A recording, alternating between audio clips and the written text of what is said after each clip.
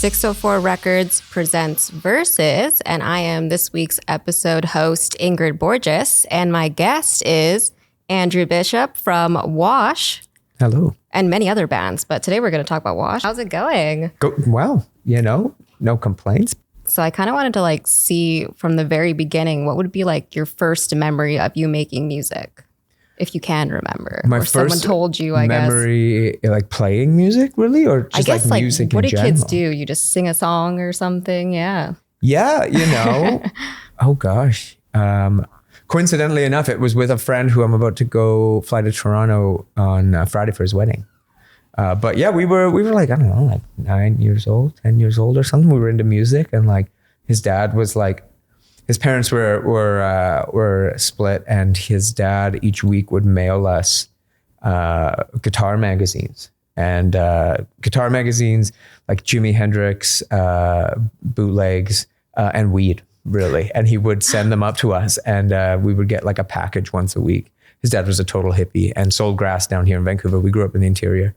So we would get these packages once a week, and then he got us really into classic rock and into smoking grass, and there we go, And then we started playing music together. Do you think you started playing guitar first or writing lyrics first? Ooh, I actually started with bass first, a little bit, and then guitar, I would think, but lyrics pretty close. I was singing and playing guitar. Fronting a band, whatever that would mean at about 11 or 12 years old, but we were kind of doing it around then. Did you have a band at 11 or I did. Maybe? Yeah. What was the name? Oh my, we were called Malt, M-A-L-T. Nice. Yeah, I know, right? Yeah, I was it was funny. Did you do anything in high school? Were you in band or just? I played a little bit. I played a little bit of tenor sax, but didn't stick with it too much. I preferred to play guitar, and I remember correctly, in high school band, maybe one person plays guitar. You know what I mean? I think I was maybe it was a coveted spot or something like that. But and what was your first professional band? Was it Alex Little and Suspicious Minds or? No, first professional band. What's your definition of professional? I guess, really? Releasing a song. Does that make you professional? Yeah, exactly. I was what is it? I would guess in terms of playing and trying to make money and, and investing money, more money into recording, that kind of stuff. I guess it would have been a band called Red Cedar. And then at the same time, I was also writing the White Ash Falls material, which was what kind of brought me into Light Organ Records. So it was all kind of around that same time. But yeah, Red Cedar, White Ash Falls, those would have been kind of the first, I'd say, professional acts, yeah. So was White Ash Falls sort of a solo project for you? I don't know that much about it. Yeah, so that was, I put out 2 records on Light Organ. This was quite some time ago, probably in the first or second round of signings.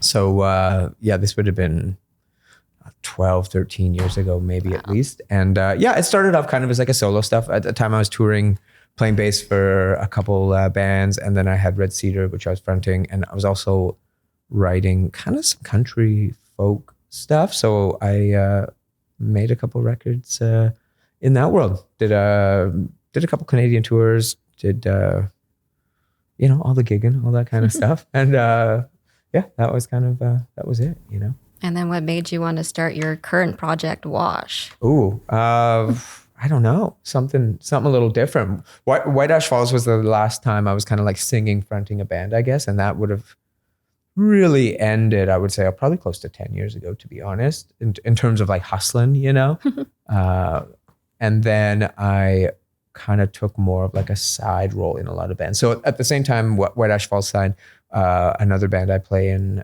Twin River. We also signed to Light Organ.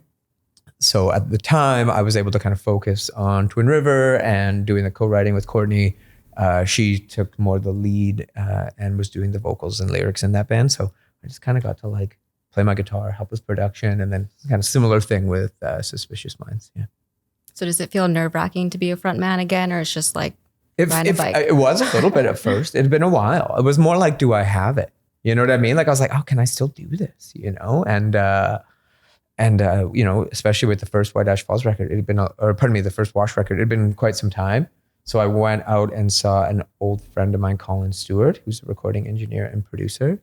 And we'd worked together for years. And I think now we've made 14, 15 records together. Like it's someone I trust quite well. So I was like, if I got to go see a friend. And for the most part, it was just him and I kind of nerding out at him and his wife's beautiful place out in Saanich. Sweet. Yeah. And I could still do it. So I felt good. Yeah.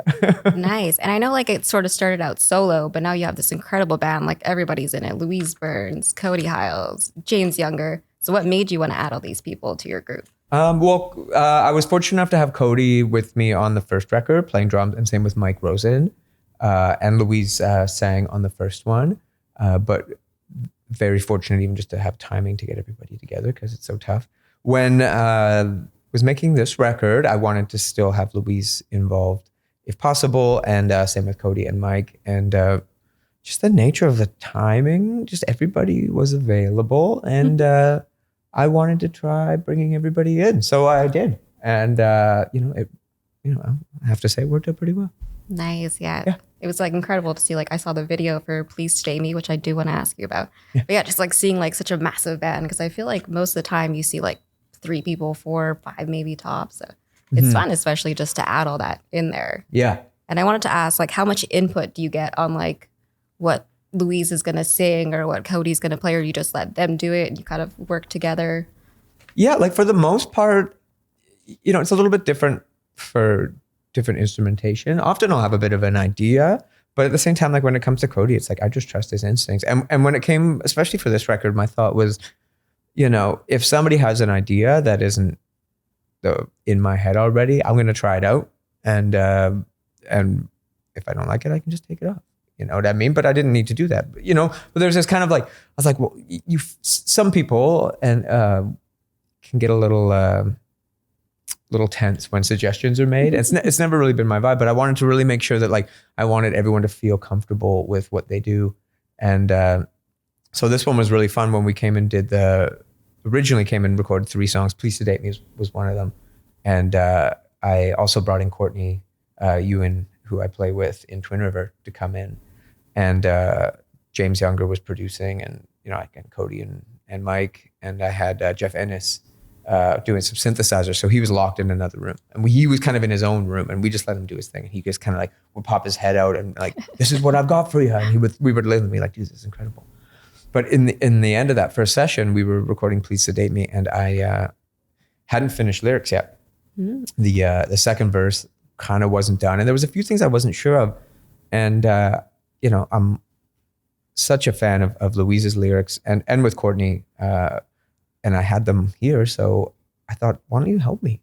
And I, at least in my experience, typically, even if a band writes together, you're getting together and you're rehearsing, and everyone's kind of throwing some ideas, and you kind of work that out. The vocalist or the lyricist usually kind of goes home and writes their lyrics on their own and toils with whatever things they need to deal with or say, and it kind of is this personal thing. And quite often, like, I don't ever feel like really comfortable, like if addressing lyrics or lines in someone's song. You know what I mean? If I'm playing in their band and there was something, I typically don't even think about it. It's kind of definitely their thing. But in this situation, I hadn't finished yet, and really wanted to get the girls to input. So we just started throwing lines out, and we would literally like sat in a circle, and we would try one line at a time, and there was like no egos. And if one wasn't good, we would say, "That's not the right one," and we'd scrap it. And the next person would go, "What's your line? What's your line?" And in the end, we put together half of the second chorus and most of that second verse, and they helped me tidy up a few lines here and there, and it was wonderful. And it made me think, why haven't I done this the whole time? Like, it took all the pressure off, and I love what we did, and the energy was just right. So moving forward for the rest of the record, I intentionally would keep a lot of lyrics and that kind of stuff unwritten. Maybe a small idea, and then we could go together and do it as a group, because the result was, I feel better than anything I would have done on my own. Awesome. That's sweet. I love that. Yeah. And like, speaking of lyrics, like, do you find it's easier to write about personal situations, or like just kind of take a step back and write about just a certain situation and then get everyone's input involved? Yeah. I think it's interesting, especially now as I'm getting older, and my life is just like less dramatic, I guess, or like less, out and about. Like, I do the same thing all the time. I'm not out, I guess, letting loose like I once was. So it's funny where it's like, I definitely feel like when I was younger, it was more like experiences that were like very personal moment or something like that. Now I still feel that the emotions are personal, but they're more of like an observation. Still drawing from some of those like feelings and that kind of stuff, but it's definitely more like observations. But again, it's a lot for me anyway, especially this record. It's just a lot about relationships, you know what I mean? And just kind of growing older and not having time for bullshit anymore, to be honest. You know what I mean? And as basic as that sounds, it like took a long time to figure that out, and it's like, you need to take care of yourself, make sure you're happy, and, make sure people in your life are doing okay, but they got to give you something back. And I think that was a big part, especially for me on this new album, was a big inspiration on a lot of the writing. Awesome. And do you find like it's different now that you're older, like you're writing what you're writing about? No, it's for me, it's a lot of the times it's just been about relationships, whether it's romantic or personal. The line gets really blurred. The truth is our friendships can be just as impactful in your life or just as much of a connection as your romantic relationships. At least I find, and it's more like understanding that and realizing that like that's where, at least at this point in my life, I've been drawing a lot more of my experience, because my relationship is great. I like, I'm a happy guy. So it's the other stuff that bothers me. But if you were to probably read the lyrics, you'd probably think I'm just went through like a breakup or something like that. You know what I mean? It's like no, I'm good. So how do you hope your music makes people feel? I don't know. I hope you think a little bit, but at the same time, I just want people to dance. It's as heavy as the lyric or theme can be. I think most of this new record, you could just still dance to. And then you think about it a little bit and maybe you can go a little deeper. But I just want people to groove, tap your toe. I want it to like make someone move when they don't even realize, you sit down and you start to like shake a little bit or something, and like, you're not even thinking about the music. That's what I wanted to do. I think it's funny because I didn't really pay attention to lyrics when I was listening to like Please Sedate Me. It's a fun song. Yeah. But then you kind of think about it, you're like, well, actually what he's saying is like, please sedate me, which is kind of an intense thing to say. Yeah. And I think of the Ramones song was what I was thinking of, like I Want to Be Sedated. Yeah. And I was like, what a different vibe both of those songs are putting out. Totally. Yeah. Yeah. No, 100%. And I'm glad that was how you felt too, right? Like right away, you were like, you picked up on the vibe. It feels good. It's energetic. And then you listen and it's like actually a little bit darker, Yeah. That's kind of some of my favorite music, especially, Depeche Mode or like some of this kind of stuff where you're like, oh, I could put it on. It's like, makes me want to dance, but at the same time I want to cry, and I'm going to cry and I'm going to dance, and that's going to be all right. That's how I feel. So do you think sometimes the lyrics are more important than the music, or? I don't know. I don't know about that. I think, because again, like you were saying, not everyone listens to the lyrics. Not everybody listens to the music. So I think they play an equal role, but I think there's also a lot of stuff out there where the lyrics aren't the greatest and like people love it. So it's just like, okay. If it hits, it hits. And that's like really all that matters, makes someone move, then you've done it. Cool. And I know you're coming out with your album that's self-titled actually. So how do you decide when an album's going to be self-titled? Oh, I don't know. I couldn't think I didn't want to think of another.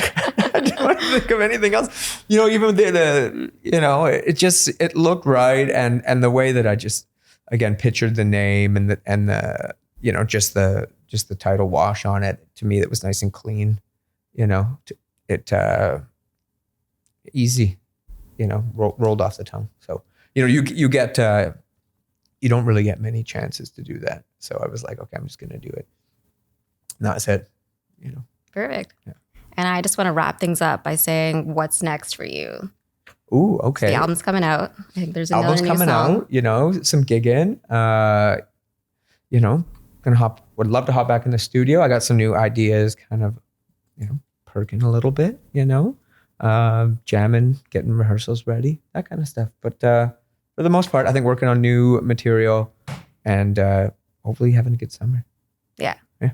Finally, it's gonna warm up. It is. Yes. All right. Thanks for watching. This has been 604 Records Presents Verses with Ingrid Borges with our guest, Andrew Bishop. Thank you.